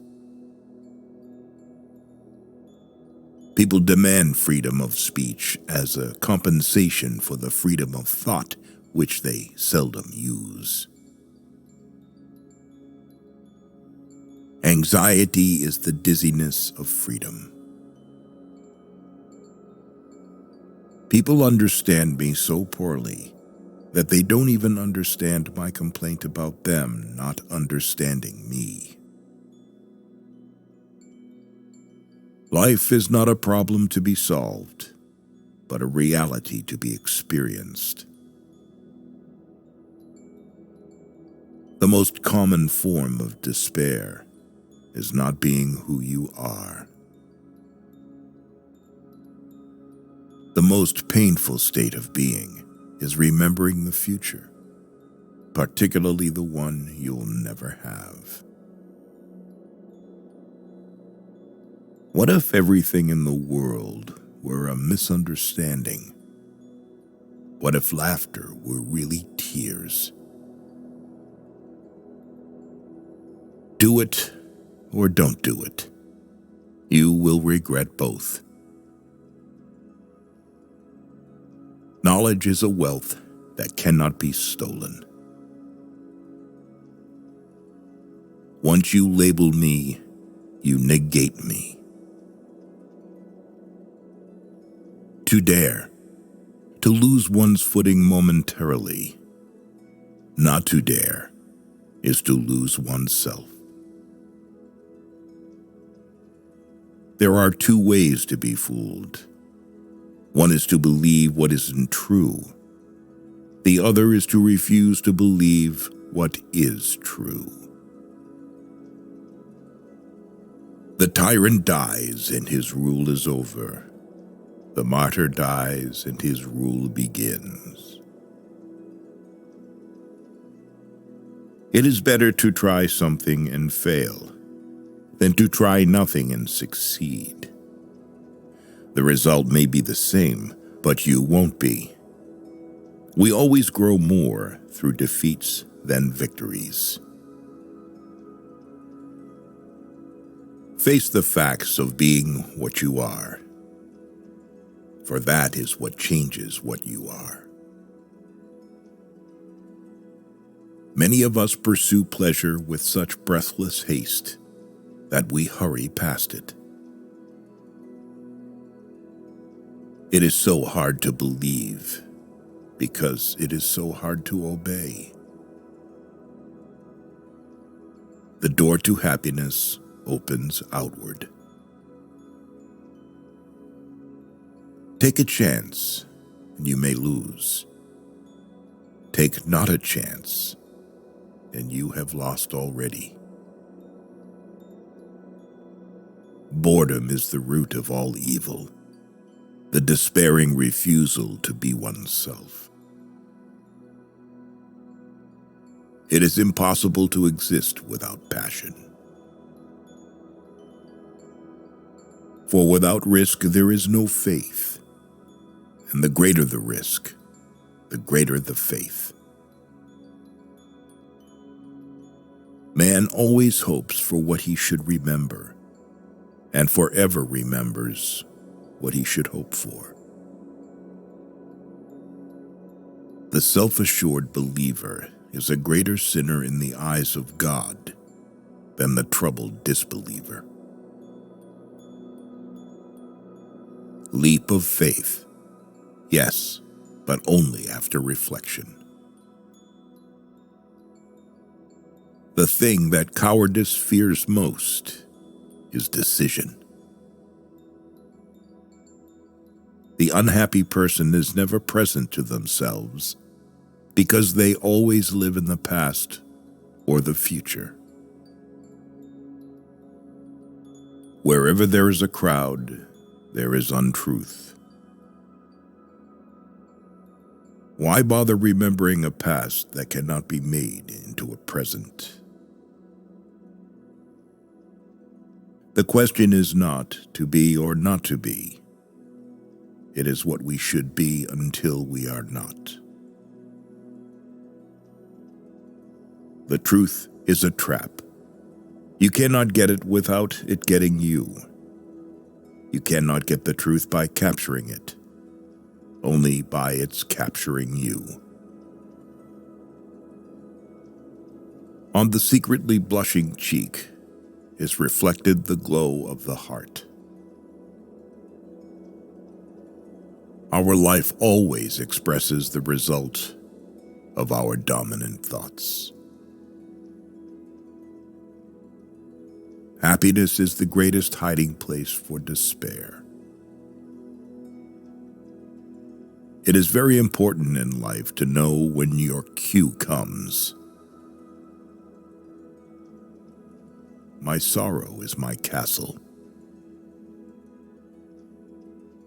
Take away the paradox from the thinker, and you have a professor.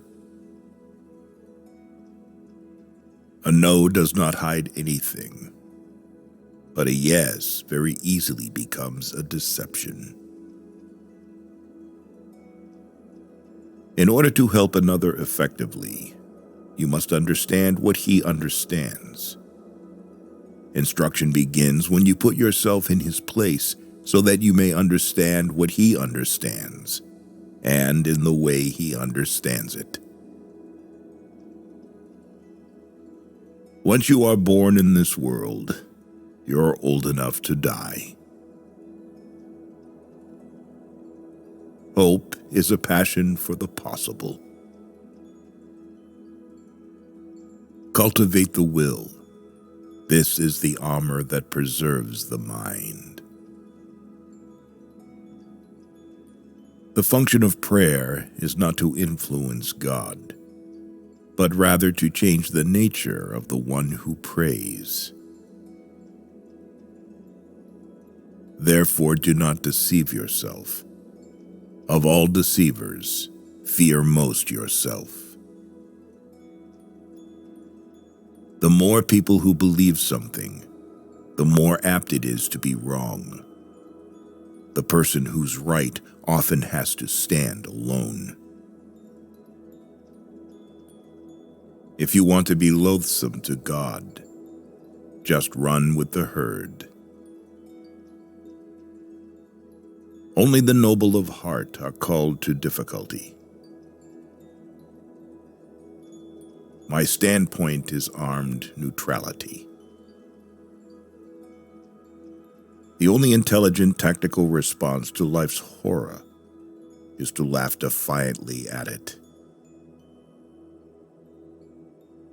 To be lost in spiritlessness is the most terrible thing of all. What is youth? A dream. What is love? The dream's content. We were given the commandment, love your neighbor as yourself. But if this commandment is correctly understood, then you can read in it the opposite statement.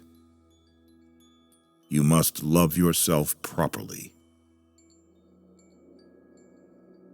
We pretend to be unable to understand life because we know very well that the minute we understand, we are obliged to act accordingly.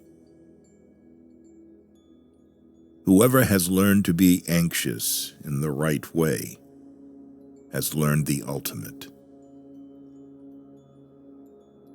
Most people are subjective toward themselves and objective toward all others. frightfully objective sometimes, but the task is precisely to be objective toward oneself and subjective toward all others. It is better to get lost in the passion than to lose the passion. The highest and most beautiful things in life are not to be heard about, nor read about, nor seen, but, if one will, are to be lived. I would rather be a swineherd, understood by the swine, than a poet misunderstood by men.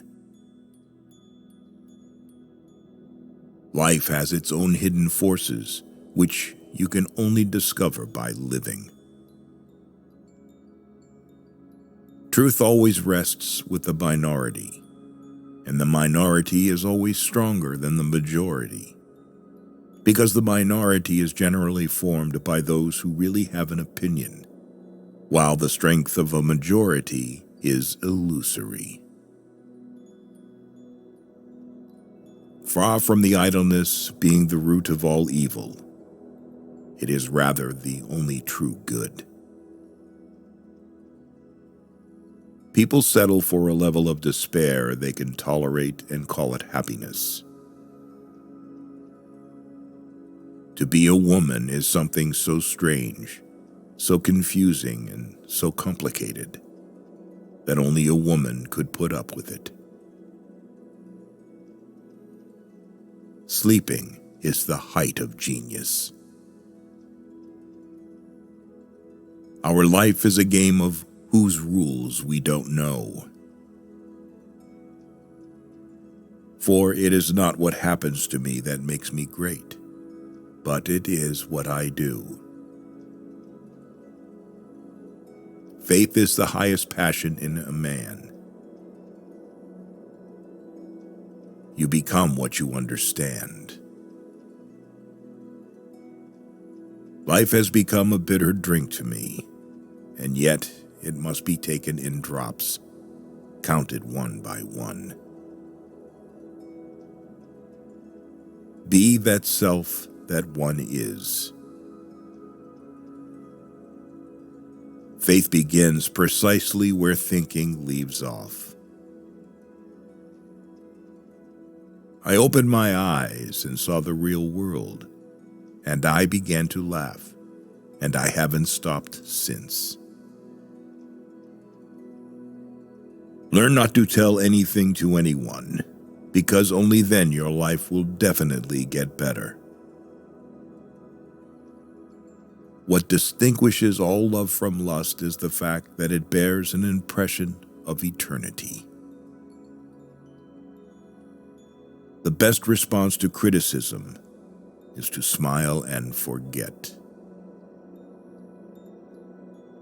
The highest, after all, is not to comprehend the highest, but to do it. If you don't have many friends, that means you have a lot of life experience.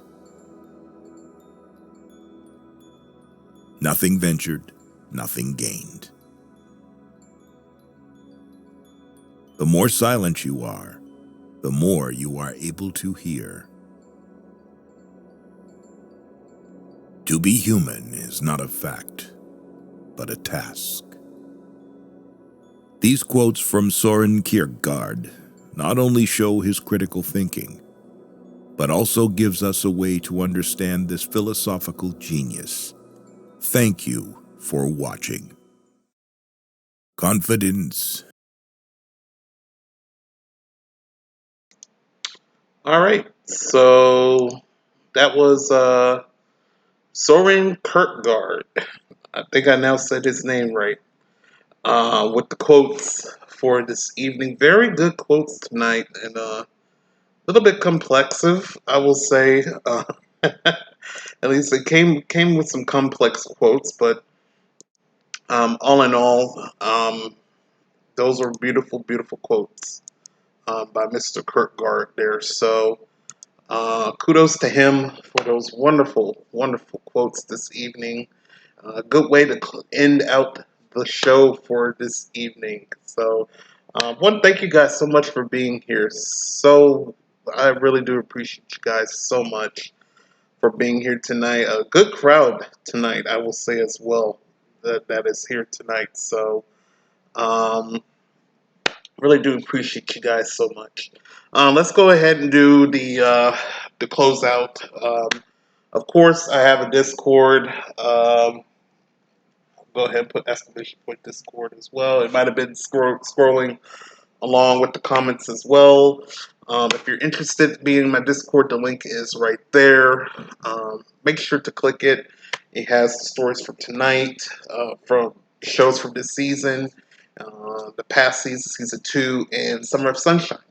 So make sure to check it out. And also, I do a little daily quote segment as well. If you enjoyed those quotes, I do more quotes on on the um, on the Discord as well. Today's quotes was from Fred Rogers, Mr. Rogers.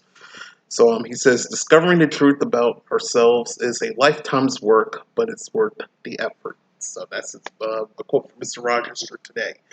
So and many more. I know I was kind of behind of that last week, but I caught up with all the quotes and kind of started again with the next couple for this week. So so we got quotes there, chats, all of that. Check out the Discord. The link is right there. Also, Tim is still in the room. He told me a great show tonight. Thank you so much, Tim.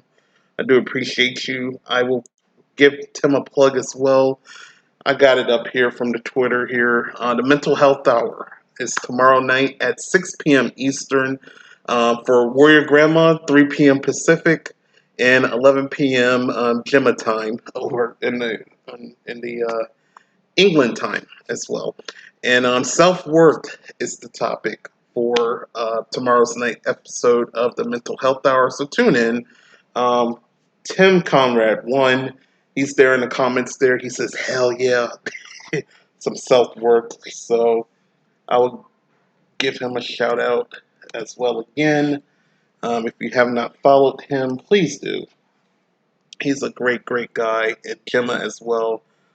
Two great hosts to start out Mental Health Wednesday here on Twitch. And another guy that also helps out for Mental Health Wednesday is Jim in Chicagoland.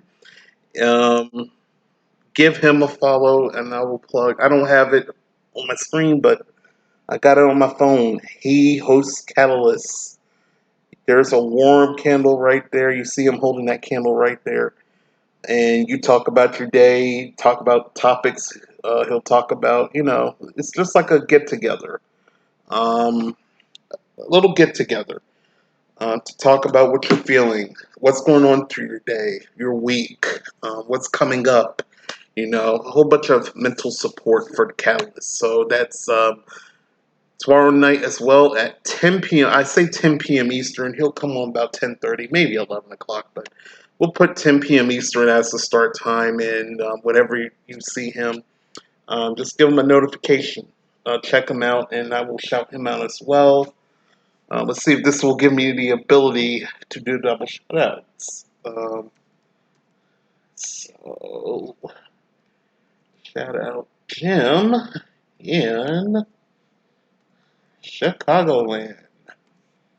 So it should come out there in a minute, hopefully. I have to wait 31 seconds before giving another shout out. Well, that's fine. I'll wait for that. But Jim in Chicagoland, 10 p.m. Eastern, 7 p.m. Pacific, tomorrow night for Catalyst. Make sure to tune in. Jim's a great guy and also a great supporter here on A Ray of Sunshine. So make sure to support him. And yeah, so that's the calendar for this week. I know my wall trainer was in here earlier. Give him a follow. He's doing Mario month this month. He's doing some games every week for Mario, so give him a follow. He's doing these games Thursday, Friday, Saturday, and Sunday. So give him a follow as well. Warrior Grandma, thank you so much for being in here. Such a support. Really do appreciate you. Who else was in here? Sharon was in here. I think some of them went to Jim's not Jim's, Randy's broadcast. But I think Sharon, we had a couple follows this evening as well. Kostov, I know he's from Randy's channel. I thank him for the follow, and we have one more. Pato Pedro, thank you so much for the follow, and I'm now got 14, I need 14 followers, and I hit 200 follows. This is so amazing. So, thank you so much, guys, for your follows, your likes, your subscriptions, your bits, whatever y'all do for me these past over 1 year. Thank you so much. Frank was in here keeping me updated on the hockey game. Appreciate you so much. Let's see if we can do Jim's shout out one more time before I go. Because I know that 31 seconds was up. So we're going to do Jim's shout out one more time. So y'all make sure to follow him. And check out Catalyst tomorrow night at 10 p.m. Eastern. There we go. It's popped up right there. So make sure to give him a follow. And for anybody else that I missed, thank you so much for tuning in. Thank you for the lurkers for tuning in. Replay viewers, thank y'all so much for tuning in. And I plan on being back live next Tuesday, March 14th at 8 p.m. Eastern for another edition of A Ray of Sunshine with some positive stories, some positive videos, good times like tonight. Y'all kept me busy tonight, so really do appreciate you guys. And OBS is held up again for another week, so that's awesome. I'll probably go back to StreamYard next week. We'll see. So great show this evening. Again, I thank y'all guys so much for being in here. With that being said, let's raid someone real quick. Oh,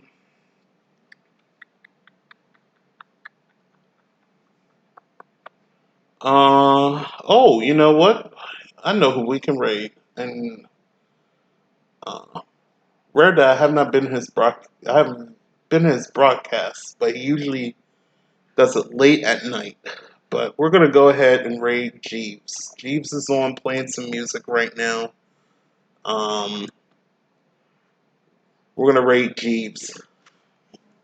So hopefully his name will pop up. It might be underscore. If not, I can manually do a. Oh, there we go. He's on here. So we're gonna rate Jeeves. He's still playing some music. He's DJing. I thought maybe this will be a good way to close out the show with a little bit of some music. So let's go ahead and do that right now. So again, thank you guys so much for being in here. Really do appreciate you guys. And again, I will be here next week, 8 p.m. Eastern, with some more positive stories and positive videos. So until then, be positive, be safe, be kind to one another. And I will see you guys next week. And I will see you guys somewhere in the chats as well. So take care, everybody. And we're going to hit the stream ending and go ahead and say hi to Jeeves. All right? Take care, everybody. Bye-bye.